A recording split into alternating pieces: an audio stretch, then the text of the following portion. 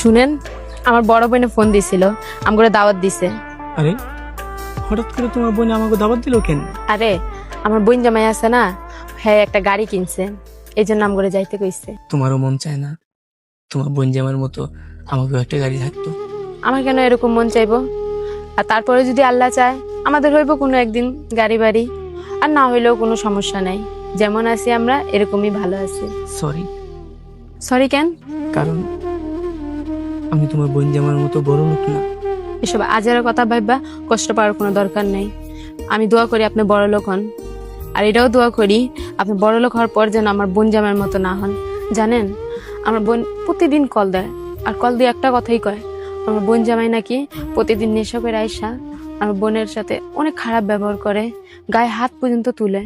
আর আপনি আমার গায়ে হাত তোলা তো দূরের কথা, বিয়ের এত বছর পরও আপনি আমার সাথে জোর গলায় কোনোদিন কথা কন নাই। আর আমার বোন তার জামাইয়ের সাথে একটা কথা কওয়ার আগে 1000 বার ভাবে, আর আমি আপনারে 1000 কথা কওয়ার পরও একটা সেকেন্ড ভাবি না। তারপরে আমি আপনারে কত উল্টাপাল্টা কথা কই, তাও আপনি কিছু কর না। আমি জানি ভালো করে বাচ্চা থাকার জন্য টাকা পয়সা খুব দরকার। আপনার কাছে যা আছে আমি এটাতেই খুশি, কারণ আপনার কাছে টাকা পয়সা কম থাকলেও ভালোবাসা আছে। আর শুনেন, আমার কাছে আমার স্বামী এই পৃথিবীর সবচেয়ে বড় লোক।